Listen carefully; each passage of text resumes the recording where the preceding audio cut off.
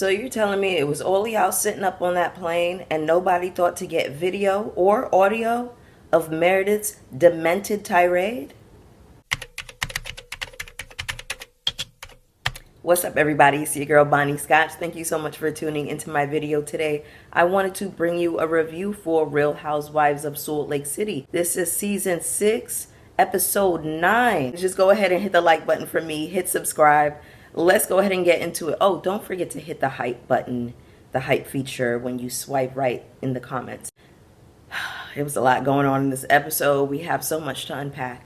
Woo, there's a lot going on. Let's get into it, okay? So we start this episode with the girls doing yoga with Captain Jason. Surprise, you guessed it.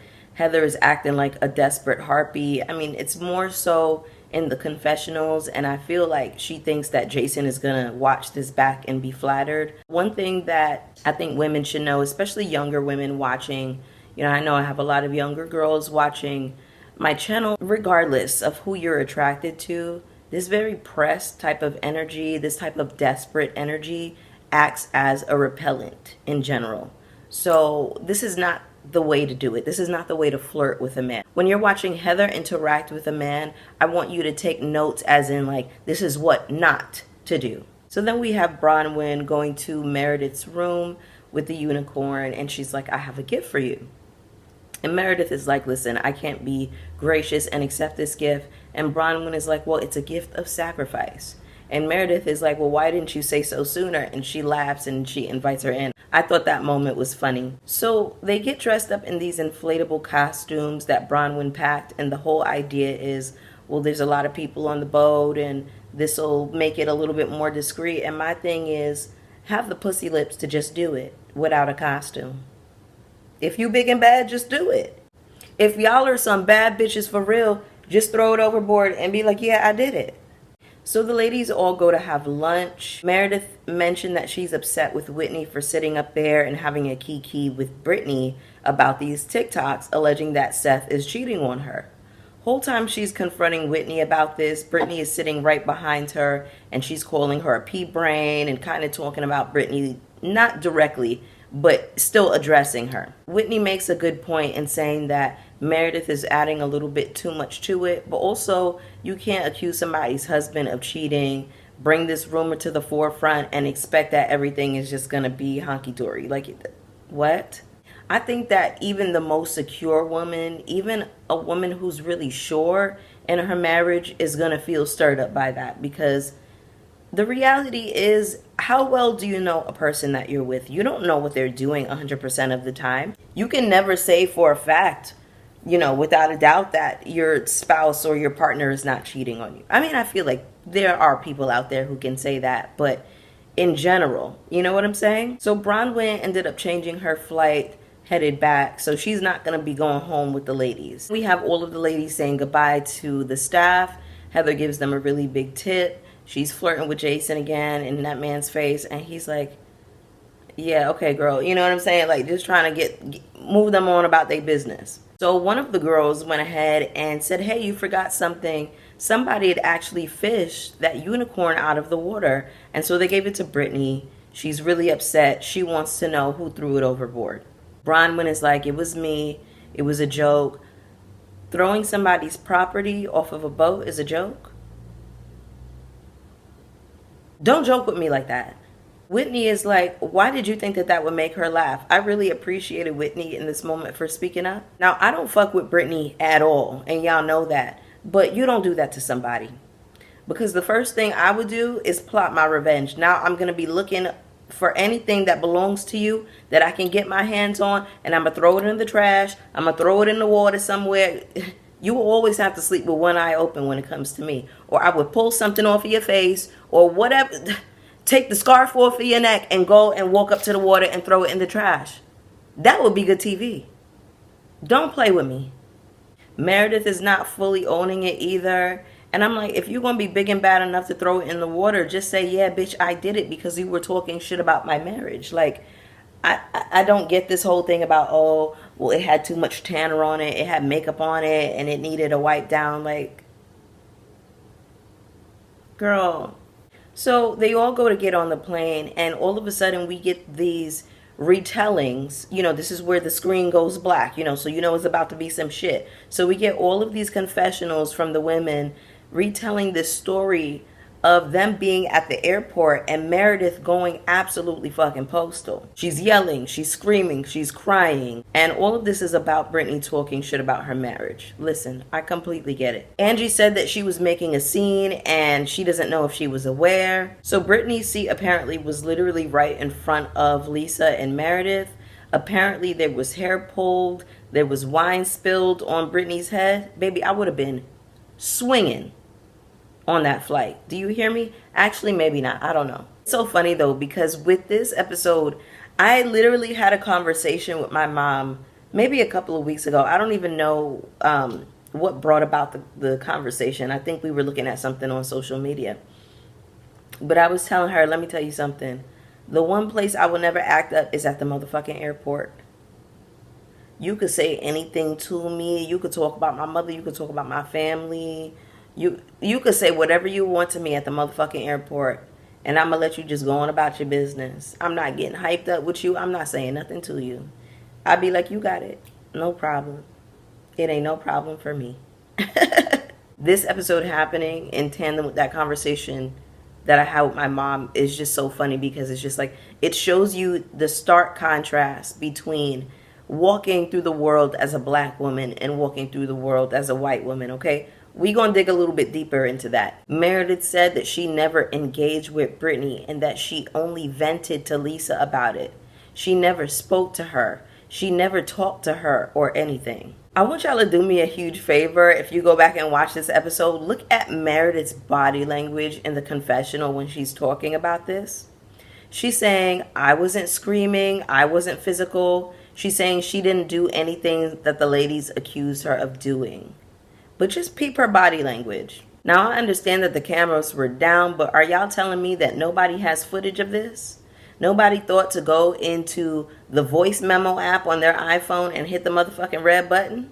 This is insane. Something happened. Somebody had to get paid off. Y'all, I'm so tired of every time I get down here and I review one of these seasons with y'all, I gotta be motherfucking Shelby Woo. I gotta be Matlock. We gotta play a game of Murder, She Wrote to figure out what the fuck happened on the season.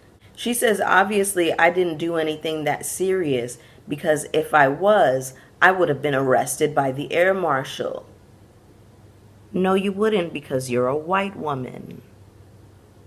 You're a white woman, ma'am. Y'all don't have to adhere to the same consequences that everybody else does. I need white women to wake up to that. I need y'all to wake up to the reality. But the thing is, I get the idea that y'all know the reality of the situation, but y'all want to act like y'all don't know. So that's what's really going on. White women don't have the type of self-awareness where they acknowledge consequences in the way that the rest of the world has to acknowledge consequences. Again, just having this conversation with my mama about, you can say whatever you want to me at the motherfucking airport, because I'm not trying to be on nobody's no-fly list. Anyway, we got Mary telling Bronwyn about the situation at lunch. And then we have Whitney talking to her husband about the situation. Now, apparently Lisa was in Meredith's ear, pouring fuel on the fire, screaming, saying, you effed up, you owe Meredith an apology. And then she would look at Whitney and say, show us the phone, show us the proof that TikTok doesn't exist. You guys are liars. I believe all of this. In fact, when these ladies tell this story of the way Lisa was amping Meredith up, I conjure this image of Draymond Green with Kevin Durant. Y'all know that meme where he's like whispering something to him and he's like hyping him up, and Kevin Durant's like,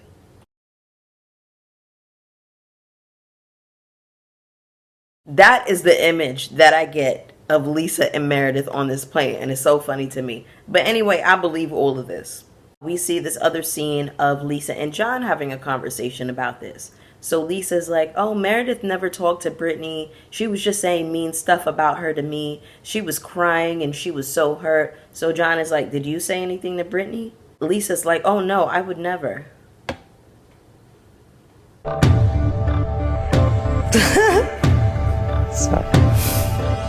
Lie with a straight face. Now, I want y'all to peep how Lisa is on code. Lisa is on code with Meredith about the situation. They're the only ones who have similar stories. Everybody else has a different story, okay? John is saying, well, was it loud enough for Brittany to hear? And Lisa's like, oh, well, I don't know.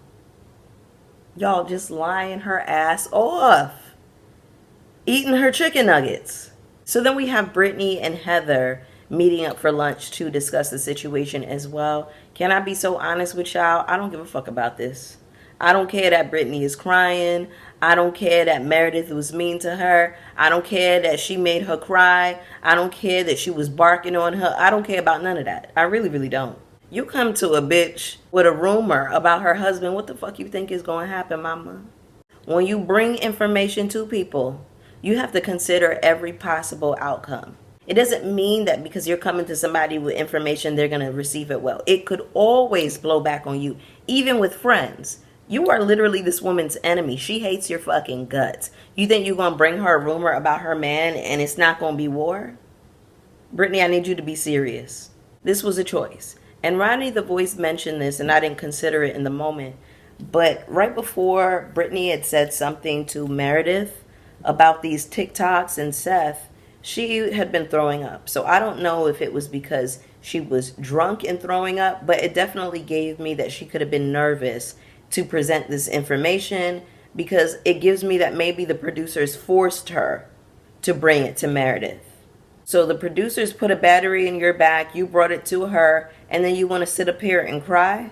You got enough pussy lips to abandon your children, but somebody coming for you after you throw out a rumor about their husband is just a taste too much? Brittany is like, oh, I was breaking down and I didn't want these girls to know that they broke me. And I'm like, girl, cry me a motherfucking river.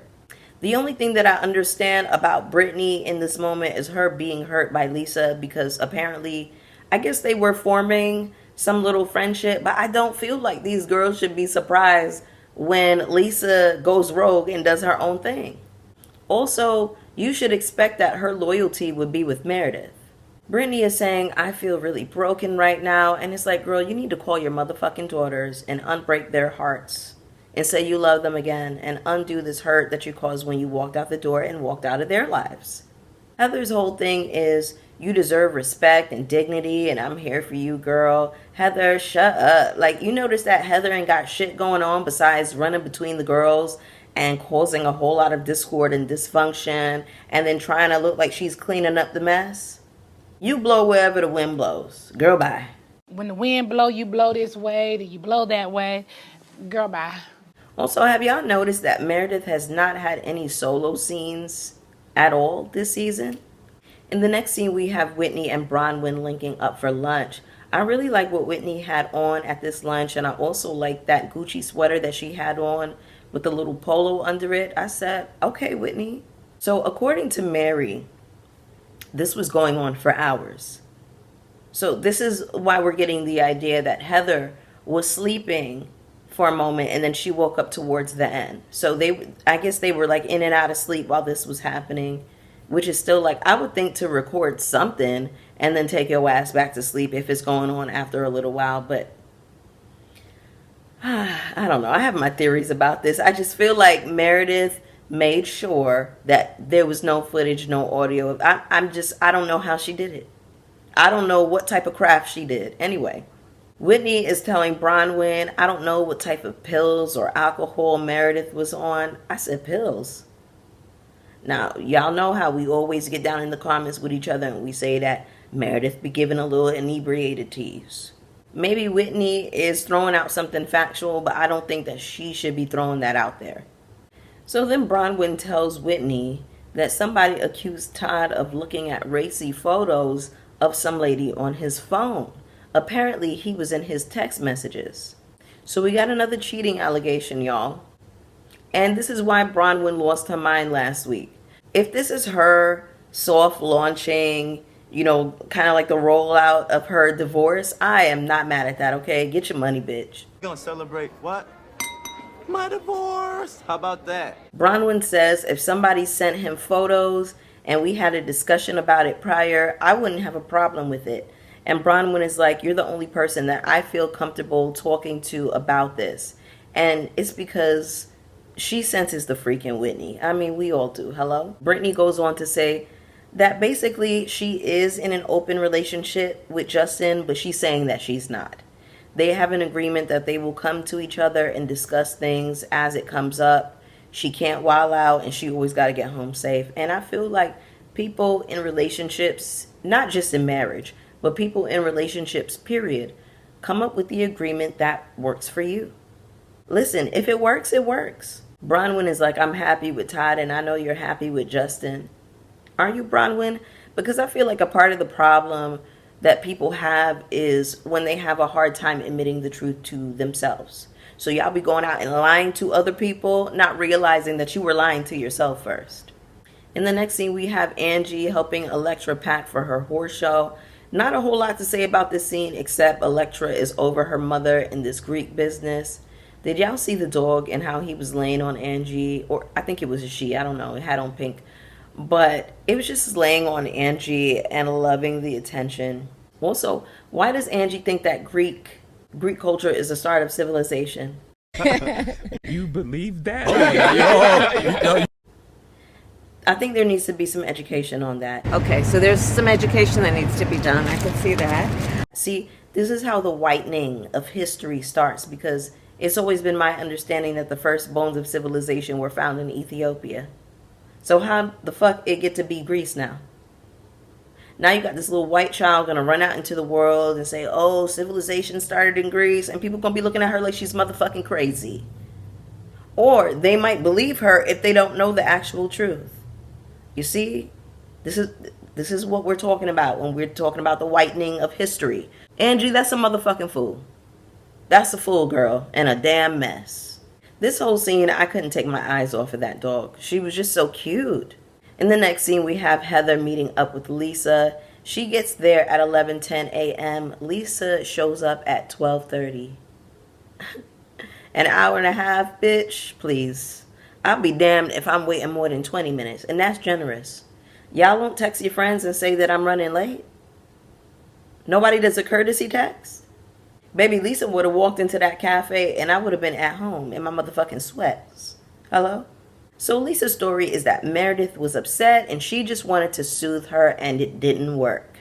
Lisa is like, I didn't do anything to Brittany. I just said, send her the effing TikTok. You're saying, all I did was cuss her ass out. What? I don't understand what the issue is with just owning this. Heather is saying that she was sound asleep until the very end. All right, fine. Sure. Basically, we have Heather taking up Brittany's fight, and I don't know why she's going so hard at Lisa, because to me, Lisa played a very minor role in this situation. If you want to talk to anybody, you got to talk to Meredith, and you don't even need to be talking to Meredith about shit because Brittany had it coming, in my opinion. Now, I don't think that the setting was correct, but it was what it was. She needed to get her ass cussed out. I don't feel like you get to talk about people's families and their business and then cry victim when they react. Heather is like, well, she felt bullied by you guys. She could have opened up her mouth and said something, Heather. I don't get how they feel like Lisa can control Meredith. Meredith is a grown-ass woman. Now, Lisa saying, I was helping diffuse the situation. Lisa. Heather says that this is what makes it hard for me and Lisa from the beginning of the friendship. What made it hard is that you were a fanned out bitch, and that she was the cool and popular girl in school, and you were running up behind her, wanting to lick behind her ass. In the next scene, we have Meredith and Mary meeting up for lunch. Mary is saying to Meredith, you were not in a good place the last time that I saw you, and even though I've seen you angry before, this was so different. So Meredith says, well, what is it that you think happened? This is so wild to me, considering that Mary was an eyewitness. So you have to listen to the language, and you have to listen to the way people speak. Is Meredith a lawyer? Anyway, you have to listen to the way people phrase and present things to you. This was the very start of the gaslighting for me. What do you think happened? Bitch, I saw it. I witnessed it. The fuck are you talking about? It's not up for interpretation. It's not something that I read in a storybook and now my mind is conjuring up a scenario. Now I'm using my imagination to fill in the gaps. No, bitch. I was there. Mary says, I don't think anything. I was there. Mary said it went on for a while, and Meredith is like, oh, okay, 15 minutes. So let's notice this too, how Meredith is talking in absolutes. Meredith says, I also know I was sleeping and I watched 2 movies and I slept for an hour. Meredith is like, oh, so, it was 30 minutes that I was carrying on, right, Mary? There's only so much time on a flight. So she's trying to rewrite history. She's speaking in absolutes. When you are in a blind rage, your sense of time is not the sense of time that everybody else has. I think that this conversation with Mary and Meredith really just illuminated how dangerous women like Meredith are. She is a sociopath. She's going to say whatever to cover up her tracks. To me, this situation was not even that serious. You didn't get arrested. Everybody treated it like, oh, she's a harmless white woman or whatever. So what's the big deal about you just walking around in your white woman power, saying, yeah, I did it? What's the big deal? I can never be friends with somebody like Meredith, because how you going to sit up in my face and gaslight me? This is the moment where if I'm Mary, I would have gotten the fuck up and walked out.